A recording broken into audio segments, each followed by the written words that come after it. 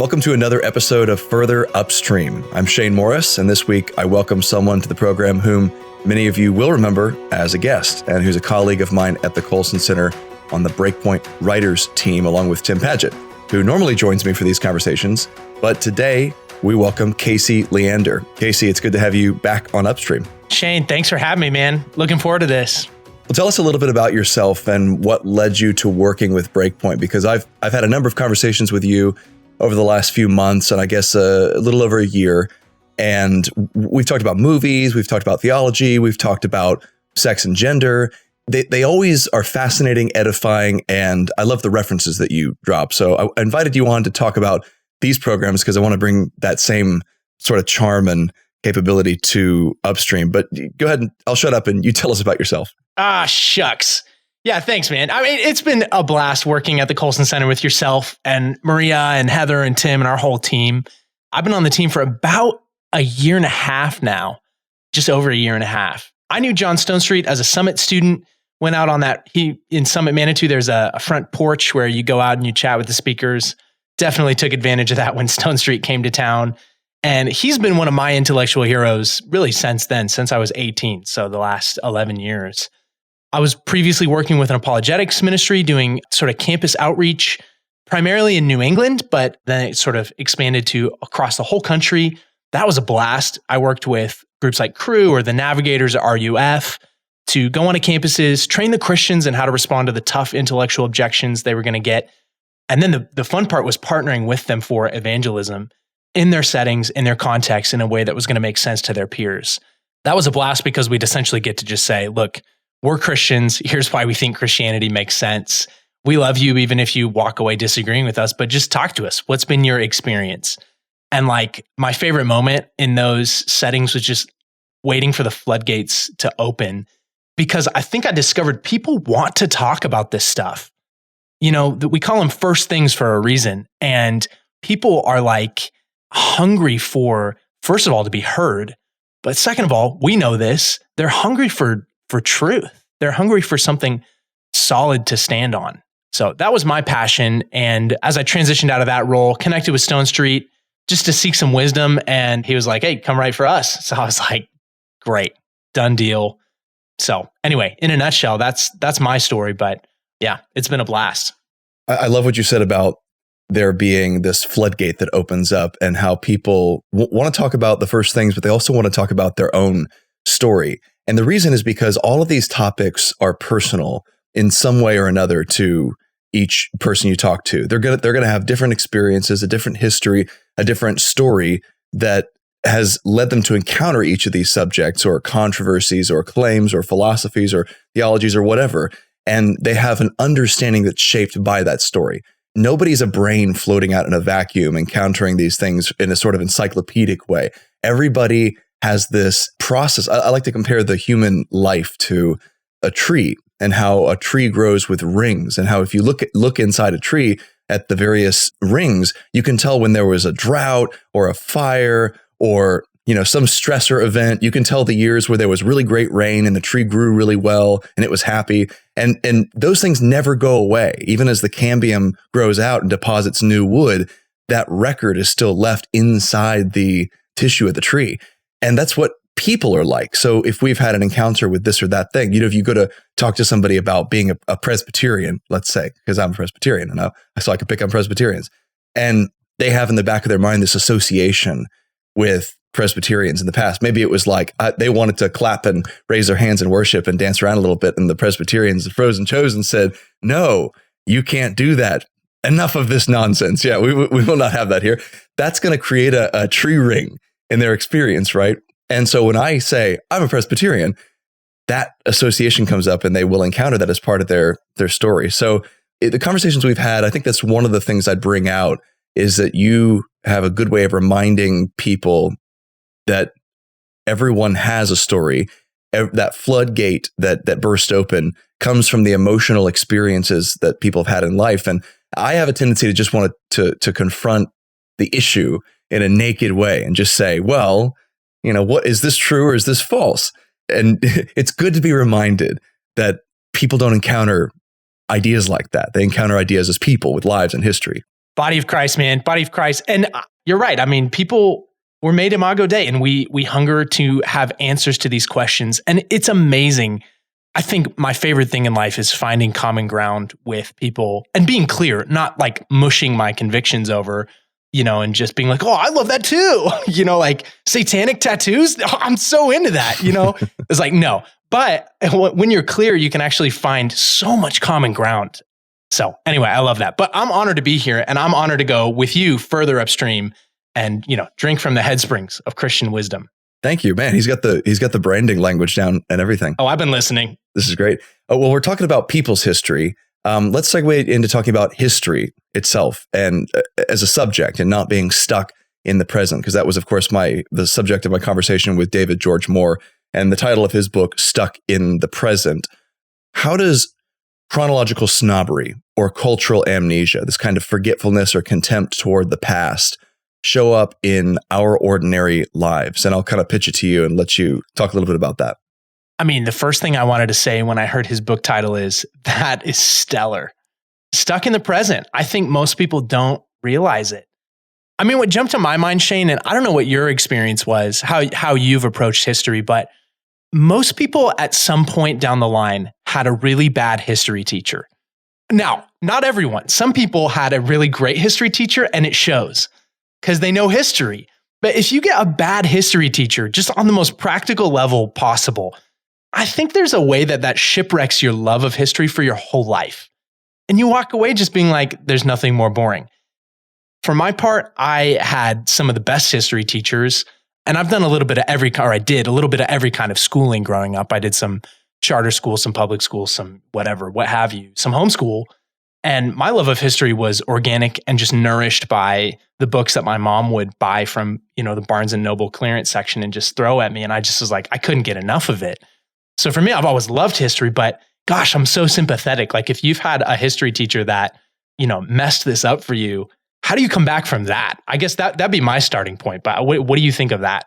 The dates and dead people thing is what you're talking about. It's the history presented as a very dry and boring subject or memorization. And I think if I could put my finger on it, besides just things like speaking style, speaking like Ben Stein, not to pick on Ben Stein, we love Ben Stein, but speaking in this sort of monotone way, because it's funny when he does it. But when a history teacher does it, it's not so great.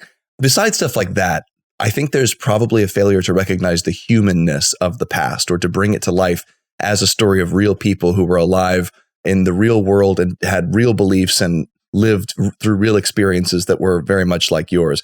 And this is where I guess I avoided for one thing, I think I had some really good history teachers. I was homeschooled and did co-op and then did a little bit of public school at the beginning as well.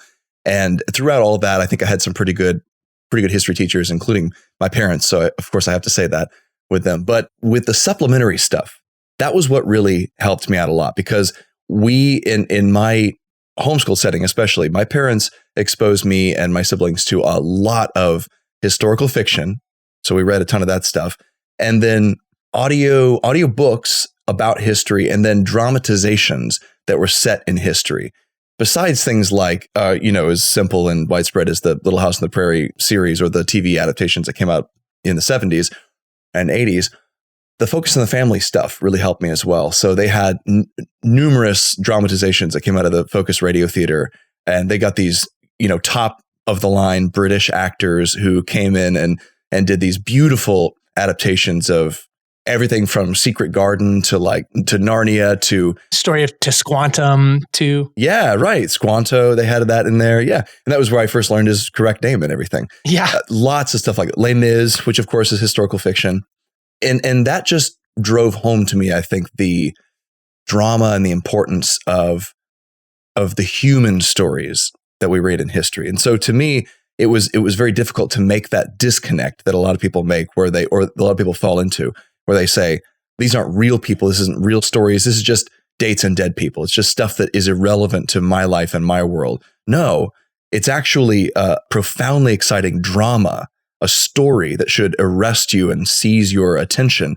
And then we can talk a little bit more about this too, but because a lot of this was coming from a Christian perspective, it was told as a story with a purpose. It was told with an awareness of providence, that God is actually guiding this. It actually is going somewhere. There's a direction. And that's the Christian view of history without being too simplistic about it, recognizing God's hand is on it. He's working. History is, and to use a groan-worthy pun, his story, right? That's not good etymology, but it is good mnemonic memory device. It helps you to get that concept stuck in your head. And I appreciated that. I think that's so good. I also was, as you were talking, reminded of a Chesterton quote. And this is why I think history is challenging in some ways too, because you're so right. It is a part of God's story. Stone Street likes to say this a lot, like with the Spanish Armada, right? The question is, how do we then read God's providence into history? It's sometimes hard to see, even anchoring our love and knowledge of history in the fact that God chose to come and insert himself into the story in a very literal way. Sometimes down the road, we struggle, and there's lots of complexity to how exactly that fits. And Chesterton just said, if we have sufficient intellect, we can finish certain types of treaties and make an exact deduction, right? Like we know exactly what the author's saying. With adequate brain power, we could finish any scientific discovery or anything like that and know what they're saying.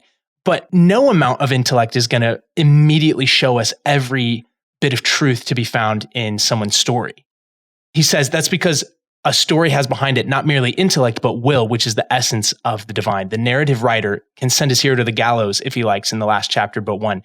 He can do it by the same divine caprice where he, the author, can go to the gallows himself and to hell afterwards if he chooses. So in a sense, history, like a good story, is forcing us to reckon with the complexity of real people.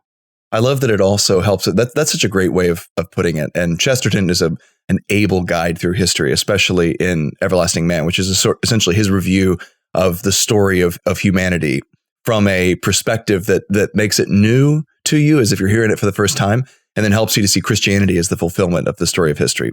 But another thing that it does for me, and I think that Chesterton would agree with this, as he hits similar notes to Barfield and Lewis with the chronological snobbery thing, is that we have a tendency as human beings to be stuck in the present, in that we forget how much of what we are and what we have and what we know and what we do is received. It's things that we got for free. Sometimes good things, sometimes bad things that we just inherited as part of our DNA, or that we sort of consumed with our mother's milk, as it were.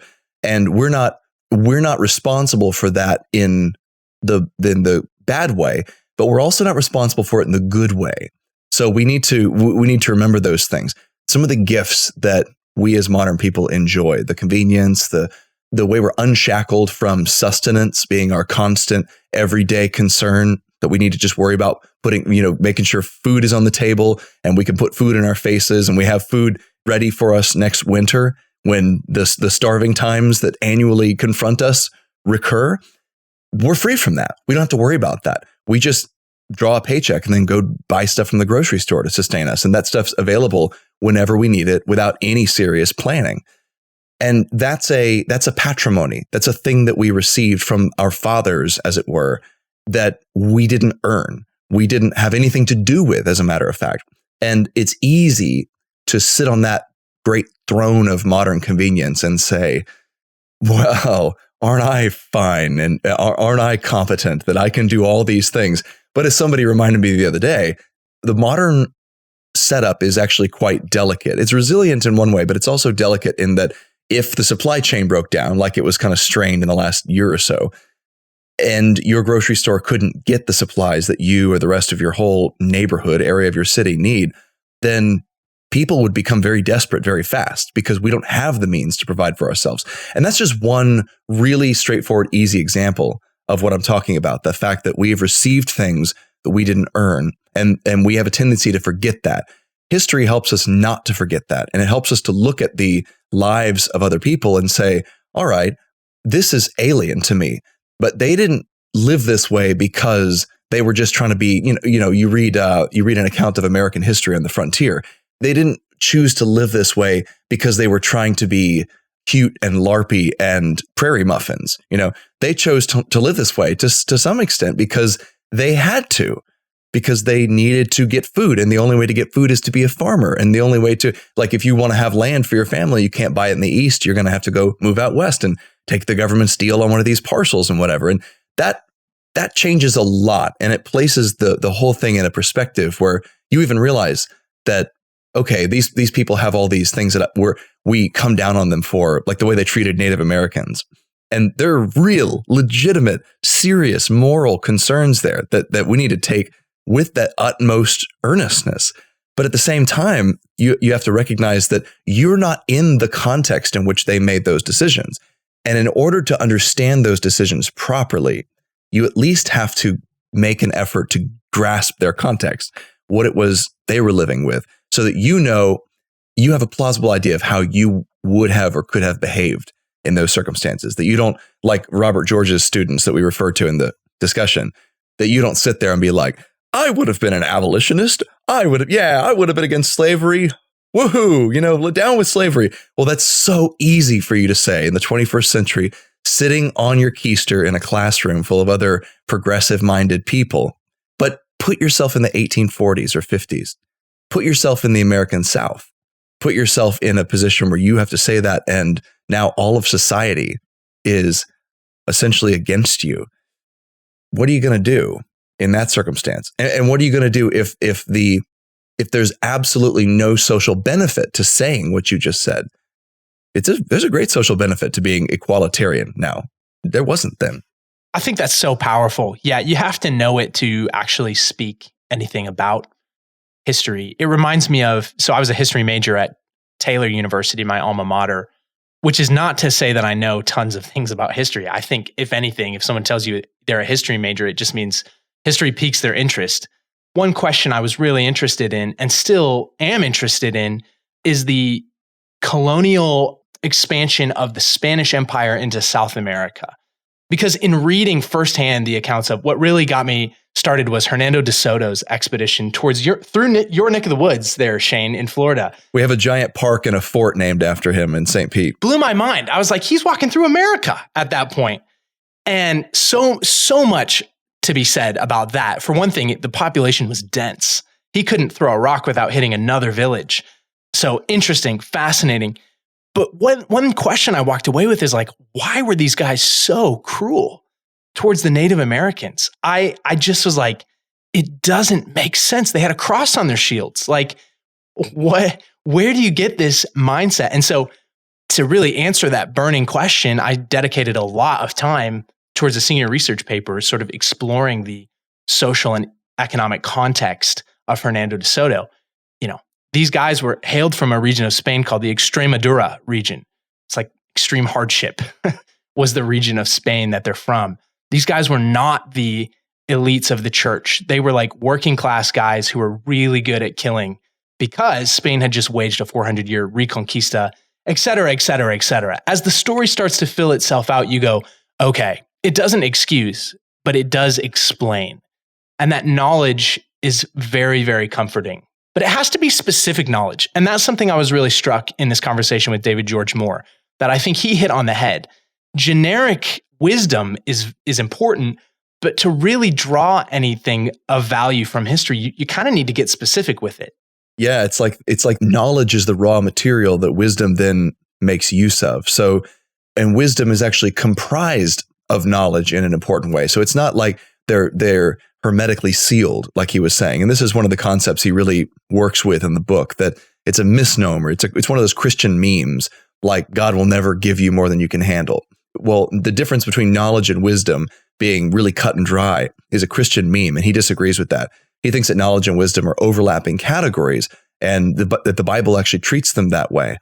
But that knowledge is very particular and very granular. It's a specific thing where you can know specific truths about the world and about yourself and about God. Wisdom is largely the ability to put those truths together, and you get that ability from having encountered many, many, many, many truths. So I forget what I was reading recently, but there was a quote from some famous philosopher or figure in history, and he said something to the effect of, if you read one book, you're going to just become a replica, a little clone of the person you have read. If you read 5 books, you're going to be able to hold a somewhat of a conversation between the authors, repeating the things that they have said. If you read 20 books, then you're going to begin to form your own independent and unique contribution to the discussion or conversation. You'll have an impression that emerges out of all that research in that subject that is actually valuable to the world because you've encountered enough thinkers in that area. The same is true. Well, it's true in every subject, but in the exercise of history, understanding how the world is, it's so deeply true because it's so easy to come at the study of something like the conquistadors. Just to draw one example, so Spanish colonialism in the New World, and say, well, my general impression from my friends on the internet is that this was an unmixed, unmitigated exercise in evil and villainy, and that these people had no reason or history that led them to act this way. They just did it because they were monsters. And it's a very two-dimensional sort of flat picture of the conquistadors. Again, that's not to morally justify anything they did. It's also not to morally justify the behavior of the natives they encountered, some of whom, at least, were sacrificing humans on altars to affect the weather. The point of that is that you don't understand them. And so you can't talk about them cohesively. You don't have anything valuable to say until you've gained wisdom, which comes from studying and encountering a great deal of knowledge and learning how to put it together. It mirrors, Shane, a little bit of what I imagine contractors must feel like when they're building houses. Like they have these general principles they're pulling from, like, okay, you need X, Y, or Z material for a load-bearing structure. That's great. Like that's kind of, you could say a wisdom principle. They have an intuitive sense or a very mathematical sense of how a building's going to stand. But like, should I demolish this beam or not? You don't know. It depends on what it's holding up. It depends on what's around it. And so your best contractors, it takes kind of a lifetime to like get that kind of skill. It's not something you can learn on paper. You have to be out there doing it.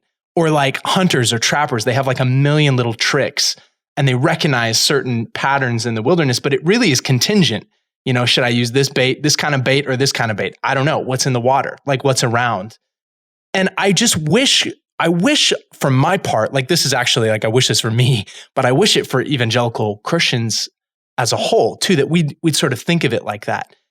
One issue I'm thinking of is the statue wars, right? Like, should we let old statues be taken down? Yes or no? It just depends on what the statue is. You know what I mean? I can think of one that I thank God was taken down. It's the Nathan Bedford Forrest statue in Memphis, Tennessee. It was over a park. So you think of a neighborhood that's primarily African-American, brothers and sisters in Christ, taking their 5-year-old daughter to play at a park named after the founder of the Ku Klux Klan. That was erected in if I'm correct, the 1920s as almost a way of cementing the resurgence of KKK activity throughout the South. In my mind, no brainer. Take that sucker down. And I know that there's even with what I've said, counterpoints and nuance to that. But just to illustrate that you need nuance and detail of that situation, we could counter that by like the statue of Witherspoon at Princeton, which has recently come under fire. In my opinion, totally different situation, right? Witherspoon was not a bosom friend of slavery, and he certainly didn't found like the KKK. He's a way more complicated figure than that. So I don't know. I come away wishing for that within our application of history to our lives.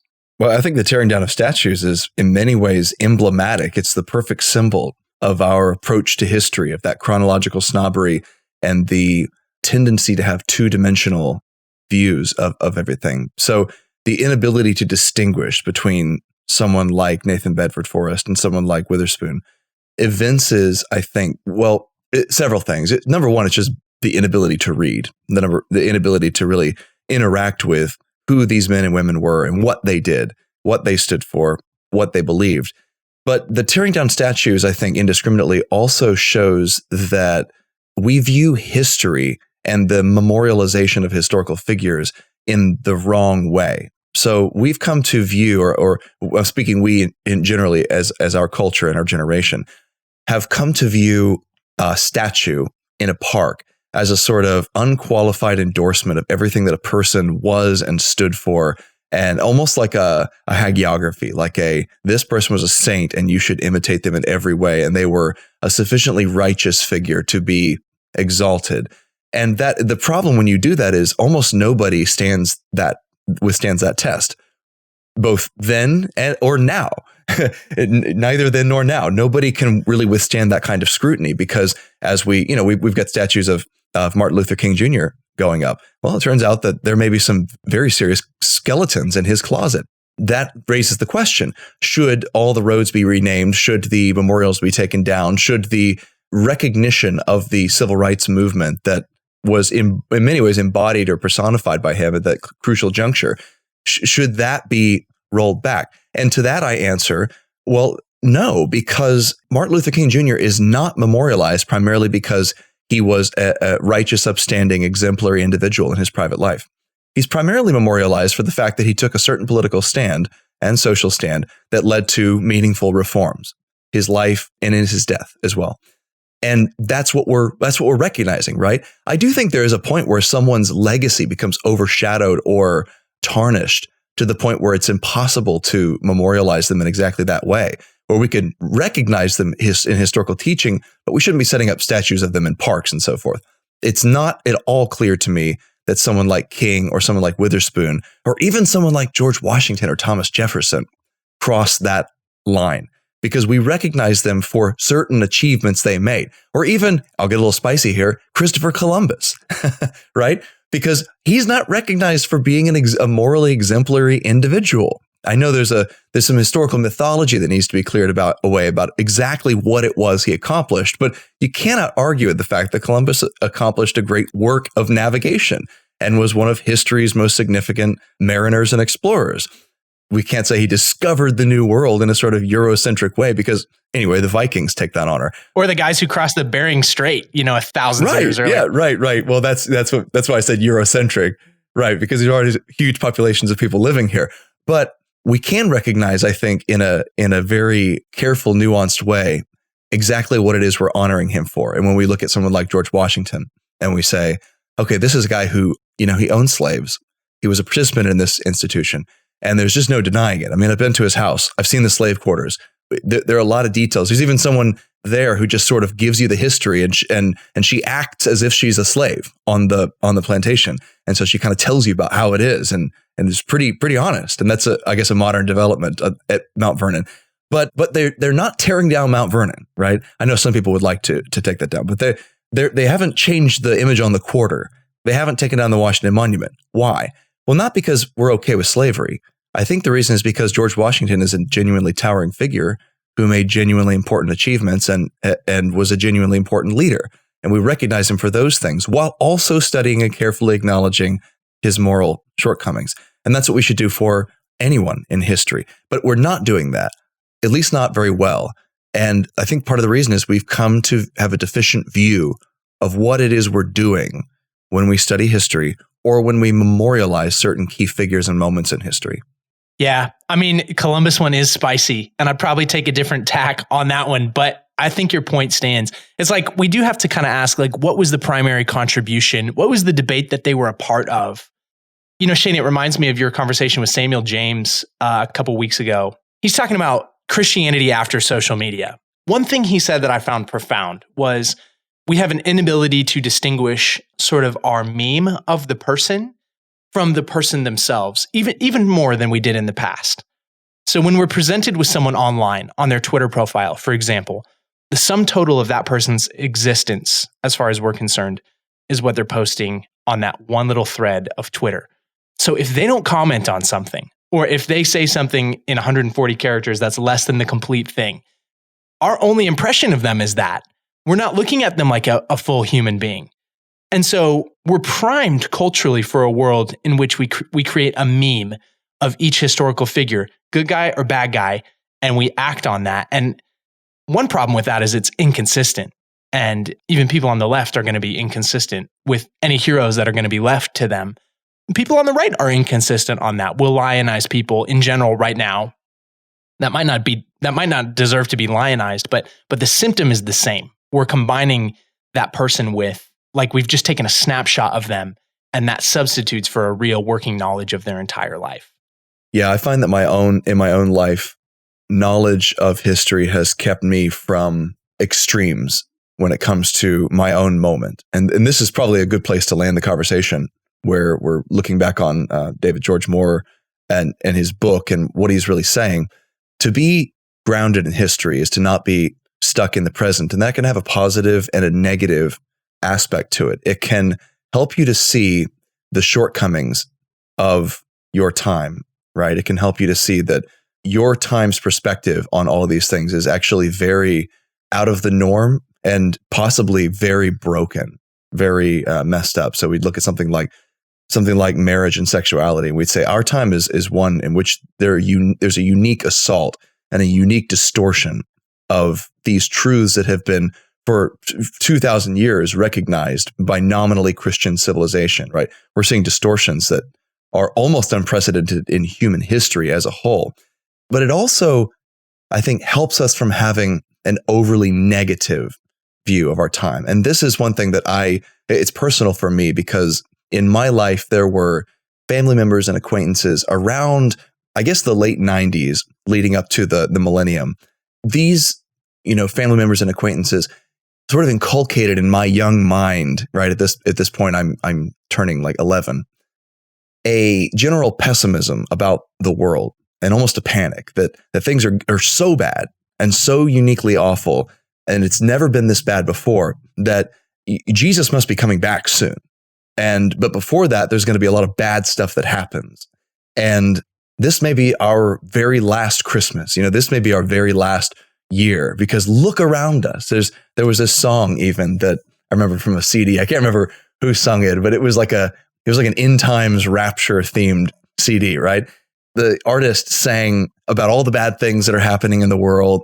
Is a cover of an older song. I forget who did it, but you probably heard it before. It's like think of all the hate there is in Red China. Then take a look around to Selma, Alabama. Well, you may leave Earth for 4 days in space, but when you return, it's the same old place. And then he goes, and yet you tell me over and over and over again, my friend, I don't believe we're on the eve of destruction. And he's just it's like a bluesy tune, and he's mocking that. He's like, you think, looking at how bad things are, that we're not on the eve of destruction, that it's not all about to fall apart. And that attitude was just, I kind of imbibed it. And I definitely spent some sleepless nights being like, well, I'm never going to go to college because it's going to be over by then, right? I'm not trying to exaggerate the severity of it or anything, but I think so many people can relate. Yeah, a lot of Christians can relate to that attitude.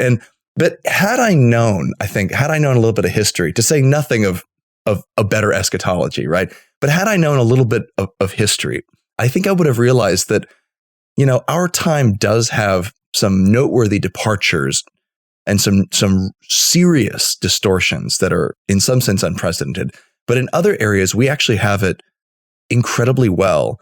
And there are aspects of humane progress that have been made. Like, we do not have chattel slavery in the Western world. That's actually something to praise us for. That's actually something great to recognize. I don't have to worry about a neighboring clan coming in and killing me and my brothers and my father and taking our women, right? That's a thing that people did have to worry about in certain instances in history. And it's an improvement that's no longer the case. And so reading history helps you to understand, and reading it well, that there's always been the fallenness of mankind since the garden, but there's also real progress. There's also real ways in which the gospel and social reformers and just good and diligent people have improved our lives. And it makes you thankful and it makes you less sensitive to these kinds of apocalyptic claims that, well, this just has to be the end because look how bad things are. That's very helpful for me, at least. That gratitude is so clarifying morally, because being grateful for what you have, being grateful for, like you led off this podcast talking about gratitude for everything that's come before. I don't think that makes you write off the injustice of the past. I think it just clarifies the truth even better. So I love that you're saying that. I was going to ask Shane, is there an era of history for you, or a particular book that you've read that has shed the most light on the present for you? Oh man, that's really good. There are going to be a number of nonfiction works, and then there are going to be a number of fiction works. I think the nonfiction work that hangs most heavily in my head right now, well, I'll just name two. The two nonfiction works that have influenced my thinking most over the last couple of years historically are not on particular era, but they're overviews of the big story, the big sweep, especially of Western history. So, and they'll surprise no one. G.K. Chesterton's Everlasting Man, which I mentioned earlier, and then Tom Holland's Dominion, which is sort of a secular or atheistic take in the same direction. And his end point is that Christianity actually is remarkable, transformative, and something more or less unique in human history, something that we haven't yet seen the end of. And that's his thesis. It's very provocative, very fascinating, and it'll help you to understand the uniqueness of the Christian contribution to history. Okay, so one that sticks in my mind that I've read in the last couple of months, and this is not like an overview of history. This is not an exhaustive look at anything. It's a very, very narrow sliver of a particular era, but I loved the emphasis that it gave on the difficulty of surviving in these circumstances. It's James Michener's Journey, and it's the account of this English lord, right? He's a kind of a nobleman. He enlists the help of a bunch of friends to go over to Canada and join the Yukon gold rush, and he's going to go get gold. And he's rich, so he doesn't need money. He just wants the adventure. And he has this kind of naive view about things when he sets out. But by the time he's done with it, he has come deeply face to face with his own hubris and inexperience, because he loses 3 members of his expedition. And in the end, it's just him and his Irish friend and servant Fogarty who are alive and make it to Yukon because of his stupid decisions as a leader. And the detail of everyone's teeth falling out from scurvy or freezing to death or falling in raging rivers, getting crushed to death by icebergs. It's a very raw and vivid look at this one little moment in history. It gave me a real deep appreciation for just what it means to encounter the wilderness with your own little silly, arrogant, pampered modern self. And this is a pampered modern from, over like a century and a half ago. This is not a recent figure. But I'll just say that's one I enjoyed, and I love historical fiction in general. And then I'll add this one as well because you asked, and I did mention it earlier obliquely. Going back to biblical fiction, the best thing that Focus on the Family Radio Theater ever did, in my opinion, was this series called The Luke Reports.